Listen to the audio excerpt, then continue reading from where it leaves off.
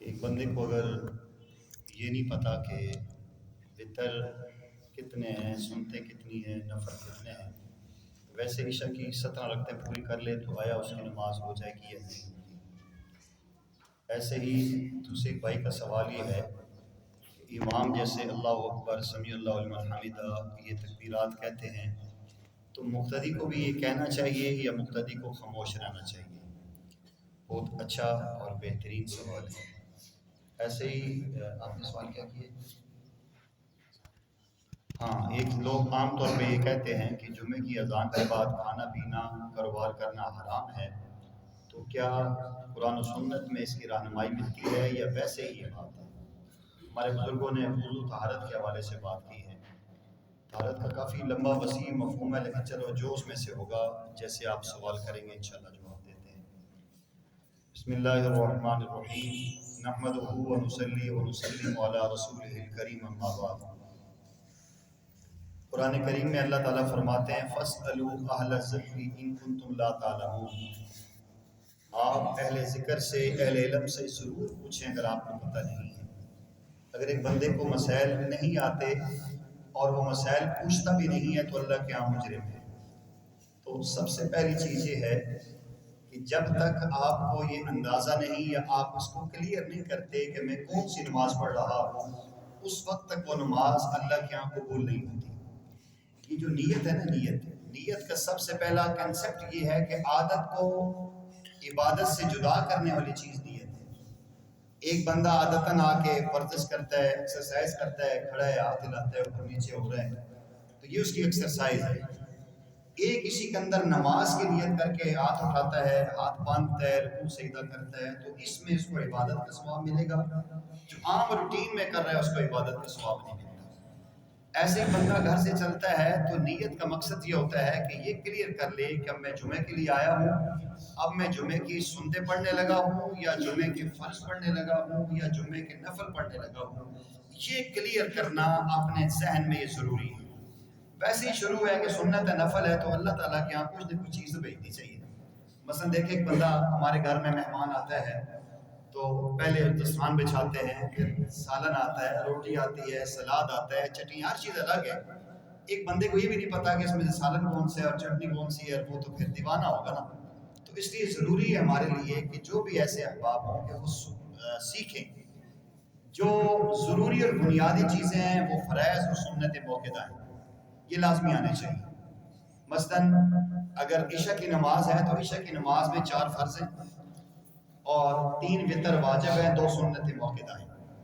یہ تو کم از کم لازمی پڑھنے ہیں، 4 فرض بھی پڑھنے ہیں، 2 سنت بھی پڑھنی ہیں، 3 وتر بھی پڑھنے ہیں۔ اس کے بغیر تو ہمارا گزارا ہی نہیں، جان چھوٹ ہی نہیں سکتی۔ اس کے علاوہ عشاء سے پہلے 4 غیر موقعہ سنتے ہیں تو اچھی بات ہے، اس کے بعد کے نفل ہے، اچھی بات ہے۔ اب جتنا گڑ ڈالیں گے اتنا میٹھا ہو جائے گا، لیکن اتنا کلیئر ہونا چاہیے کہ میں کیا کرنے لگا ہوں۔ ظہر کی نماز ہے، ظہر کی نماز میں سنتے بھی ہیں، فرائض بھی ہیں، نفل بھی ہیں۔ اب پڑھنے والے نے یہ کلیئر کرنا ہے کہ یہ جو میں نیت کر رہا ہوں 4 رکعت نماز سنت مطابق رسول اللہ، وقت ظہر، منہ تیرا میرا خانہ کعبہ شریف اللہ اکبر، یہ کرنا ہے۔ میں یہ 4 فرض پڑھنے لگا ہوں، فرض اللہ تعالیٰ کے لیے ہیں، وقت ظہر کا ہے، منہ میرا طرف خانہ کعبہ شریف اللہ اکبر، یہ 2 سنتیں پڑھنے لگا، یہ کلیئر ہونا چاہیے۔ میں 4 سنتیں غیر موقعہ اثر سے پہلے کی اللہ کے نبی کے مطابق میں پڑھنے لگا۔ یہ کلیئر کریں گے تو پھر اللہ کیا ہمارا اکاؤنٹنگ میں آئے گا، جمع ہوگا۔ اور اگر ویسے کریں گے تو اللہ تعالیٰ تو غنی ہے، اللہ تعالیٰ قبول کر لے، لیکن رسول اللہ صلی اللہ علیہ وسلم کا طریقہ یہ نہیں، ہمیں اس چیز کو سیکھنا چاہیے۔ دوسرا یہ کہ جب امام اللہ اکبر کہتا ہے تو ہمیں اللہ اکبر کہنا چاہیے۔ سمیع اللہ لمن حمیدہ امام کہتے ہیں تو ہمیں ربنا لک الحمد یا ربنا ولک الحمد کہنا ہے۔ پھر رکوع میں اللہ اکبر کی تکبیر کے ساتھ ہمیں بھی اللہ اکبر کہنا چاہیے۔ اب امام نے اللہ اکبر کہا، ہم ویسے نیچے ہو گئے تو یہ تو مزہ نہ آیا نا۔ تو ہم برابر کے شریک ہوں، صرف ہم نے تسبیحات خود پڑھنی ہے، امام نے اپنی پڑھنی، ہم نے اپنی پڑھنی ہے۔ ہم نے تشہد پڑھنی ہے، دروشی پڑھنا ہے، ہم نے دعا پڑھنی ہے، ربنا لک الحمد پڑھنا ہے۔ اگر کوئی بندہ نہیں کہتا نماز پھر بھی ہو جاتی ہے امام کی اقتداء کی وجہ سے۔ نماز یہ جماعت اتنی بڑی اللہ کی ایک کرم نوازی ہے، سبحان اللہ، اتنی بڑی ایک نعمت ہے، ہم سوچ نہیں سکتے کہ اگر 50 بندے نماز پڑھ رہے ہیں، خدا نہ خواستہ اگر 40 بندوں نے ویسے ہی کھڑے ہو گئے لیکن امام کے پیچھے اوپر نیچے ہو رہے ہیں، 10 بندوں کی نماز عند اللہ قبول ہوئی ہے تو اللہ 40 کی بھی کر رہا ہے۔ جماعت کے اندر اگر آپ نے دوسری رکعت میں ظہر کے فرضوں میں عبدو رسول سے اگر درود بھی پڑھ لی ہے، آپ کی نماز ہوگی جماعت کے امامت کی برکت سے۔ لیکن بہرحال ہمیں کہنا چاہیے سمیع اللہ نہ بولیں، امام بولیں گے ربنا لک الحمد بولیں، آپ باقی ہر تسبیحات اٹھتے بیٹھتے ہی ضرور کہنا چاہیے۔ تیسرا سوال یہ ہے کہ جمعہ کا دن عبادت کا دن ہے اور کوشش یہ کرنی چاہیے کہ جمعہ کے دن عبادت میں گزرے، پہلی اذان ہو تو ہم اپنے کاروبار کو سمیٹنا شروع کریں، بلکہ بہتر تو یہ ہے کہ اذان سے پہلے ہی ہم تیار ہو کے آ جائیں تو زیادہ اچھا ہے۔ اذان ہو جائے چلو اس کے پیغام ہے، اس کے بعد ہم دکان کلوز کریں، جو معاملات ہیں سیدھا وضو کریں اور مسجد کی طرف آ جائیں۔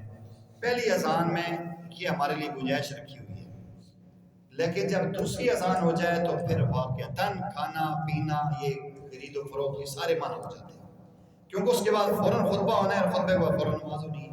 تو ایسی کون سی بھوک ہے، بیچارہ اتنے مہینوں سے بھوکا ہے کہ اس نے ابھی کھانا کھانا ہے، اور گھر والوں کو بھی انہوں نے بھی نماز ظہر ادا کرنی ہے، تو وہ کیسے ہیں کہ ابھی جمعے کے نماز کے ٹائم ہی انہوں نے کھانا تیار کیا؟ ایسا نہیں ہونا چاہیے۔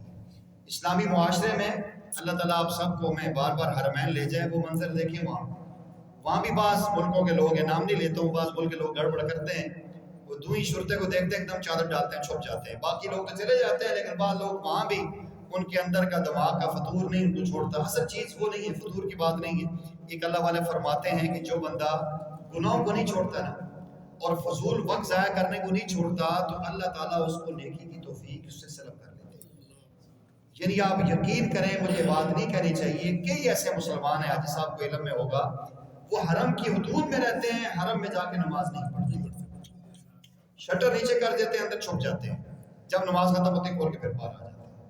میں نے اپنی ان آنکھوں سے دیکھا ہے، ہم تڑپتے ہیں کاش ہمیں زندگی میں پھر موقع ملے کہ ہم حرم میں جا کر اپنی پیشانی کے بل جو ہے نا گھسٹ کے ہم حرم میں جائیں، لیکن ایسے لوگ ہیں وہاں موجود ہیں لیکن نہیں پڑھتے، یہ نماز جمعہ بھی نہیں پڑھتے، عمرہ بھی نہیں کرتے، بس اصل وجہ وہ گناہوں کو نہیں چھوڑتے، خدا کو کیا ضرورت ہے، خدا کو مجبور ہے، اللہ تعالیٰ اوروں کو لے آتا ہے۔ ایسے ایسے سادے لوگ، ایسے ایسے مسکین لوگ اللہ رسول کی محبت میں جاتے ہیں جنہیں پتہ ہی نہیں کہ خانہ کعبہ کیا ہے۔ یقین کریں پیچھے واقعہ ہوا، اور وہ کبھی کبھی میں سوچتا ہوں کفیت ایسی ہے، ایک خاتون جو ہے نا وہ ادھر بھاگ رہی ہے ادھر بھاگ رہی ہے ادھر بھاگ رہی ہے، پنجاب کی رہنے والی تھی، تو خاتون سے ملتی ہیں تو اسے پوچھتی ہے ماجی خیر ہے یعنی یہ 4 دن ہو گئے تو میں اللہ نے نبی نے لوڑنی ہے بھئی، اللہ نے نبی کتنے مل سے، اللہ اکبر، ایسے محبت میں ڈوبے ہوئے لوگ۔ تو اصل چیز یہ ہے کہ جب انسان خود گناہوں کو نہیں چھوڑتا تو خدا کو کوئی مجبوری نہیں ہے کہ خدا اس کو پاک صاف کرے۔ جس بندے کو پیاس لگتی ہے وہ خود چل کے جاتا ہے، جس بندے کا پیٹ بھرا ہوا ہے اس کو آپ ابھی جا کر کہیں شاید کام نہیں ہم طبیعت کوئی نہیں بات دکھا کے، تو بھوکے اور پیاسے کو آپ نا میلا پانی بھی دے تو پی لیں۔ اصل چیز یہ ہے کہ جس کے دل میں اللہ نے نیکی کا جذبہ رکھا ہے وہ بند کرے گا۔ قرآن کا حکم ہے اذا نودی للصلاۃ فاسعوا الی ذکر اللہ وذروا البیع، کہ جب بھی اللہ کی آواز آئے تو بے کو چھوڑو، کاروبار کو چھوڑو، بھاگو اللہ کی گھر کی طرف سے، اور جب مکمل کر لو ادھر سے فارغ ہو جاؤ فن پھر نکلو اللہ کا فضل ڈھونڈو۔ تو یہ دوسری اذان کے بعد نہیں کرنا چاہیے، لیکن اگر ہم دوسری کی اجازت دیں گے تو لوگ جو ہے نا پھر وہ دور چلے جائیں گے۔ بہتر یہ ہونا، یقین کریں میرا بات چلے نا، اللہ تعالیٰ مجھے توفیق دے، میں کہتا ہوں اللہ تعالیٰ ایسی بستی بنائے سارے لوگ ہماری بات ماننے والے ہوں، اذان کے ٹائم ساری دکانیں بند ہوں، سارے لوگ مساجد میں، اللہ کا کرم ہے ہمارا بار بازار ہے، مجھے ابھی تک موقع نہیں ملا کہ بار کی اونچی آواز میں گانے سنے ہوں۔ الحمدللہ میں نے اس نے علماء کو کہا کہ ڈاکٹر شہدین بازار کو اللہ نے یہ اعزاز دیا ہے الحمدللہ کہ گانا بہت کم ہے، بس نماز کا معاملہ رہ گیا، اللہ کرے نماز بھی لوگ ٹائم پہ نماز بند کر دیں دکانیں، تو یہ دوسری اذان کے بعد نہیں ہونا چاہیے جی۔ اب نہارا ہے جی، ابھی غسل پورا نہیں ہوا تو وہ جمعہ نکل گیا، پھر کیا فائدہ ہوا؟ غسل کرنا فرض نہیں ہے، جمعہ پڑھنا فرض ہے، اس کا خیال رکھیں۔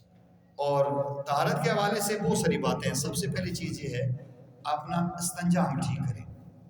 استنجا کے آداب ہے، پہلا ادب یہ ہے کہ جب ہم واش روم جانا چاہتے ہیں تو ہمارا سر ننگا نہ ہو، ہمارے سر پہ مستقل ٹوپی یا رومال ہو، ننگے سر واش روم میں نہیں جانا چاہیے، بے ادبی ہے، ننگے سر نماز بھی نہیں پڑھنی چاہیے، ننگے سر واش روم میں بھی نہ جائیں۔ پیارے آقا رومال رکھ کے جاتے تھے، ہم نے کئی علماء اور مشائخ کو دیکھا ہے کہ ان کو سفید رومال ہوتا ہے سر پہ ڈھانک کے ہو جاتے ہیں۔ دوسرا، واش روم میں جانے سے پہلے آپ نے دعا پڑھنی ہے، اللہم انی اعوذ بک من الخبث، تیسرا بایاں پاؤں اندر رکھنا ہے. چوتھا کہ جب آپ بیٹھنے لگیں تو جب تک واشروم کے قریب نہ ہو جائیں تو اوپر سے کپڑے دور نہ کریں، قریب ہو کہ اپنے جسم سے کپڑے دور کریں. اور کوشش یہ کریں کہ اپنے اعضائے مستورہ پہ خود ہماری بھی نگاہ نہ پڑے. پیشاب سے فارغ ہوں، تسلی کے ساتھ کھنگورا لگائیں ایسے کر کے اگر پیشاب کا قطرہ رکا ہوا ہے وہ گر جائے. پھر اس میں بٹوانی کرنا جو عام طور پہ مٹی کے ڈھیلے ہوتے تھے، آج کل نہیں ملتے. ٹوائلٹ پیپر پاس ہو، 3 کم از کم ٹوائلٹ پیپر سے چھوٹے پیشاب کی جگہ کو خشک کریں تاکہ وہ قطرہ باقی نہ رہے. اب اس کے بعد پھر اپنے بائیں ہاتھ سے استنجا کریں. یہ 2 انگلیاں ہیں اور یہ درمیان میں ہتھیلی ہے. استنجا سے کرنا ہے، چھوٹی انگلی پاؤں کے خلال میں آئے گی، یہ شہادت کی انگلی ناک صاف کرنے میں استعمال ہوگی.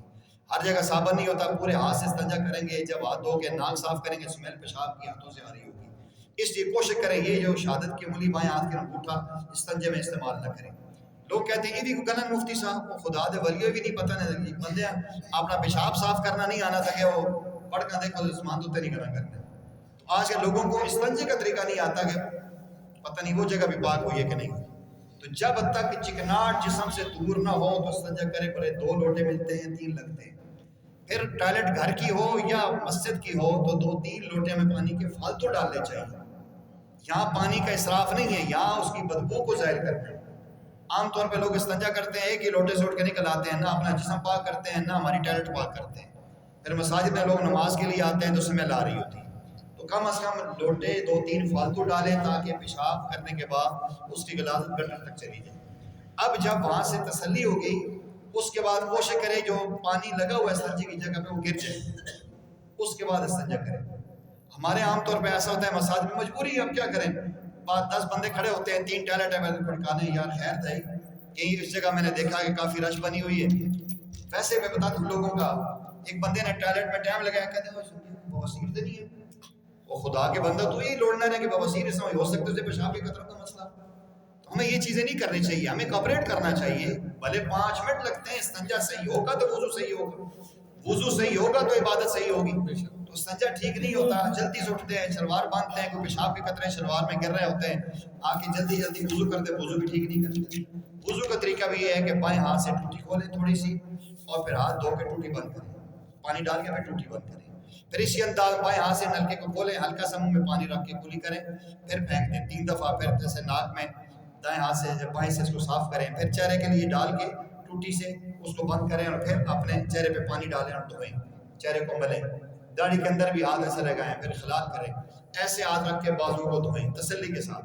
ہمارے ہاں ٹوٹی کلی رہتی ہے، ہم نیچے بازو صاف کر رہے ہوتے ہیں، یہ پانی کا اسراف ہے، یہ غلط ہے.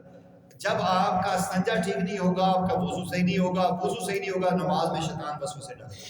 جب استنجا صحیح کریں گے، وضو صحیح کریں گے، وضو مکمل ہو جائے، پھر بیٹھ کے جب بار اترے اشہد ان لا الہ الا اللہ یہ دعا پڑھیں، اللہم اجعلنی من التوابین واجعلنی من المتطہرین پڑھیں.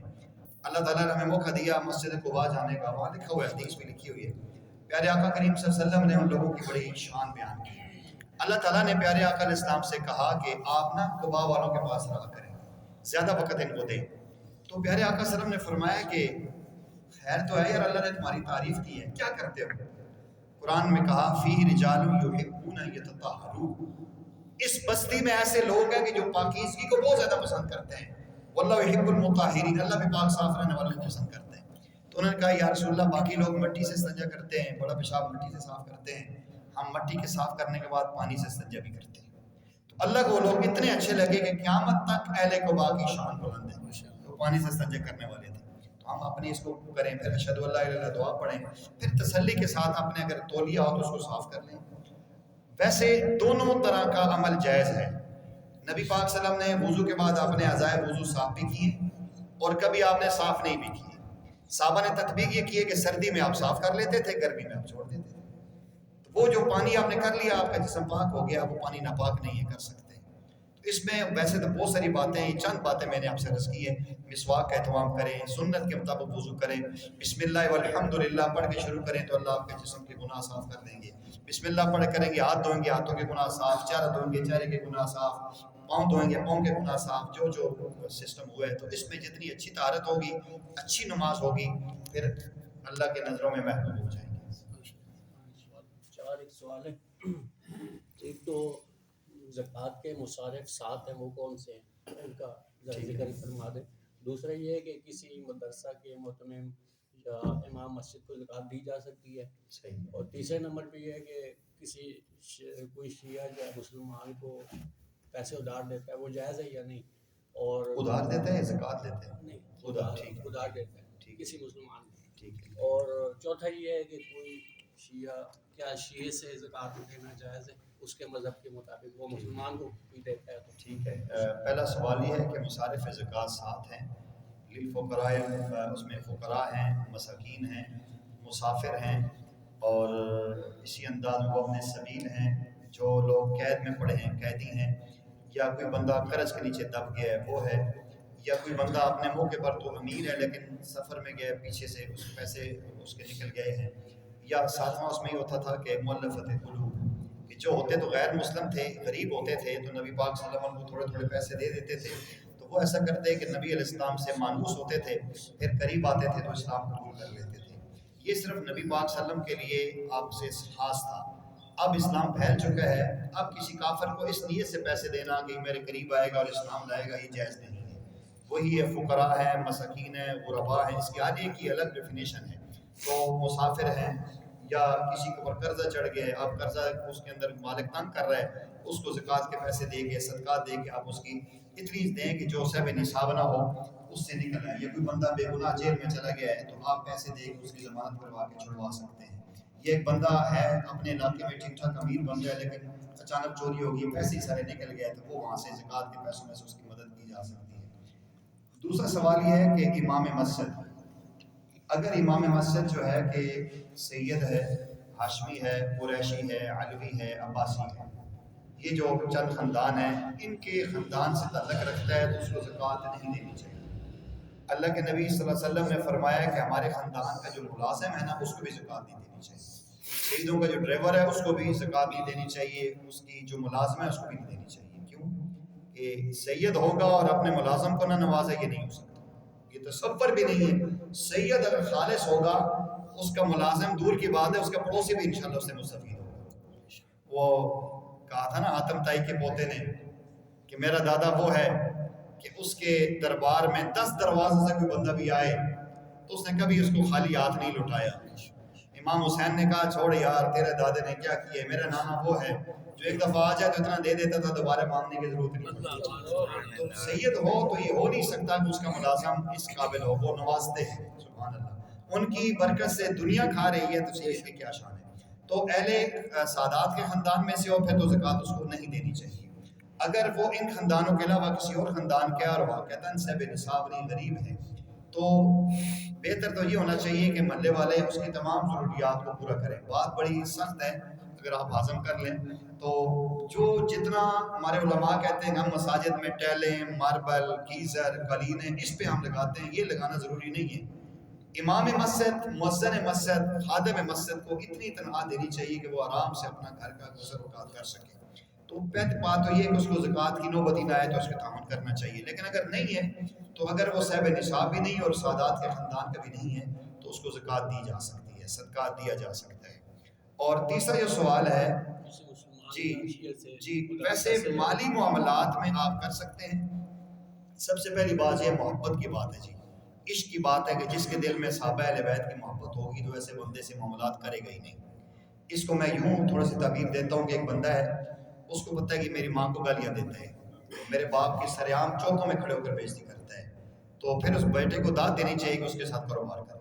دنیا کہیں گے بڑا بغیرت ہے, اس نے اپنے پی مونی عزت کا خیال ہی کوئی نہیں.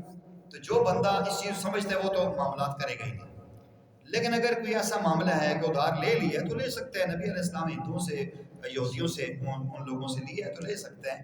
لیکن بہتر یہ کہ ایسے لوگوں سے مالی معاملت نہیں کرنی چاہیے, ان کے ساتھ مشارکت بھی نہیں کرنی چاہیے. اگر ایک مثلا میں ہوں کسی کا الیاذ باللہ قادیانی سے یا رافضی سے یا کسی پرویزی سے یا کسی یہ جو اسماعیلی لوگ ہیں ان سے کاروبار کریں گے تو نفع جو آئے گا وہ اس کا پیسہ, میرا پیسہ اس کے ساتھ جو پارٹنرشپ پہ ہوگا یا میں نے اس کو ادھار دیا ہے تو وہ صحابہ کے خلاف استعمال ہوگا, اہل بیت کے خلاف استعمال ہوگا, تو میں اس میں ذریعے کے طور پہ استعمال ہوتا ہوں, غلط ہے. دوسری بات یہ ہے کہ ان کے مذہب میں زکوٰۃ کا کنسیپٹ ہے ہی نہیں, وہ زکوٰۃ دیتے ہی نہیں. بلکہ وہ جو بندے اللہ معاف فرمائے, ہمارے بھی بعض ایسے نام نہاد سنی ہیں, وہ زکوٰۃ سے بچنا چاہے تو وہ جا کے خانے میں لکھ دیتے ہیں کہ میں وہ ہیں شین یا ہے یا میں وہ شین ہے یا ہاں میں وہ، اس لیے پھر وہ جملہ استعمال کر کے اپنا نام چھڑا لیتے ہیں، تو وہ زکوٰۃ دیتے ہی نہیں ہیں۔ جہاں تک زکوٰۃ دینے کا تعلق ہے، کسی کافر کو زکوٰۃ نہیں دے سکتے آپ، زکوٰۃ صرف مسلمان کا حق ہے، صدقہ واجبہ صرف مسلمان کا حق ہے، قربانی کا گوشت بھی ہے تو وہ مسلمان کا حق ہے، ان کو دے۔